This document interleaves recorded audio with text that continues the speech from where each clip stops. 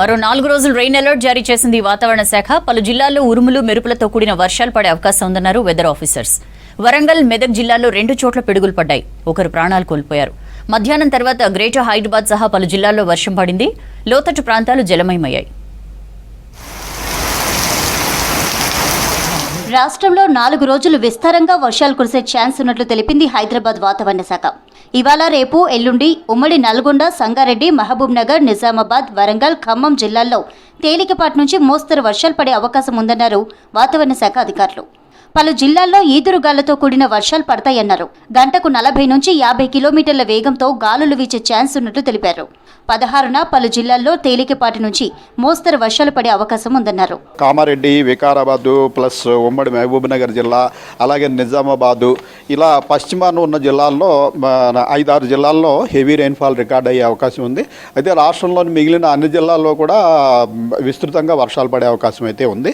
అందుకే రాష్ట్రంలోని అన్ని జిల్లాల్లోనూ కూడా వర్షపాతం ఉన్నా లేకపోయినా 40 నుంచి 50 కిలోమీటర్ల వేగంతో అన్ని జిల్లాల్లోనూ ఈదురుగాలు వేస్తాయని మనం గత 3 రోజుల నుంచి కూడా వార్నింగ్ ఇస్తున్నాము.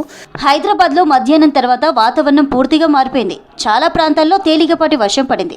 సికింద్రాబాద్, బేగంపేట, పంజాగుట్ట, బంజారా హిల్స్, అమీర్పేట్, బషీర్బాగ్, అబిడ్స్, హిమాయత్ నగర్, కాచిగూడ, కోటితో పాటు పలు ప్రాంతాల్లో ఓ మోస్తరు వర్షం పడింది. ప్రధాన రహదారుల్లో ట్రాఫిక్ అంతరాయం కలిగింది. ప్రధాన చౌరస్తాల్లో వాహనదారులు ఇబ్బందులు పడ్డారు.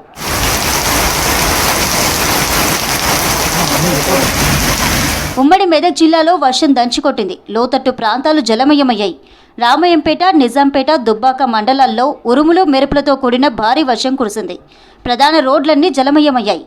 రామయంపేట, సిద్దిపేటకు వెళ్లే ప్రధాన రహదారిపై భారీగా వరద నీరు నిలిచింది. దీంతో వాహనదారులు ఇబ్బందులు ఎదుర్కొన్నారు. శివంపేట మండలం గూడూరు శివార్లో పిడుగుపడి సత్యమ్మ అనే మహిళా రైతు మృతి చెందింది. పొలంలో వ్యవసాయ పనులు చేస్తుండగా పిడుగు పడడంతో సత్యమ్మ, శ్రీకాంత్లకు తీవ్ర గాయాలయ్యాయి. సత్యమ్మను నర్సాపూర్ ప్రభుత్వ దవాఖానకు తరలిస్తుండగా మార్గ మధ్యలోనే చనిపోయింది. శ్రీకాంత్కు చికిత్స కొనసాగుతోంది. వరంగల్ జిల్లా ఉర్సుబొడ్రాయి ప్రాంతంలో కొబ్బరి చెట్టుపై పిడుగు పడింది. పిడుగు దాటికి కొబ్బరి చెట్టు కాలిపోయింది. నిన్న రాత్రి హైదరాబాద్తో పాటు పలు జిల్లాల్లో వాన దంచుకొట్టింది. జగిత్యాల జిల్లాలో అత్యధికంగా 8.43 సెంటీమీటర్ల వర్షపాతం రికార్డైంది. రంగారెడ్డి జిల్లాలో 8.38 సెంటీమీటర్లు, యాదాద్రి భువనగిరి జిల్లాలో 6.55 సెంటీమీటర్ల వాన కురిసింది.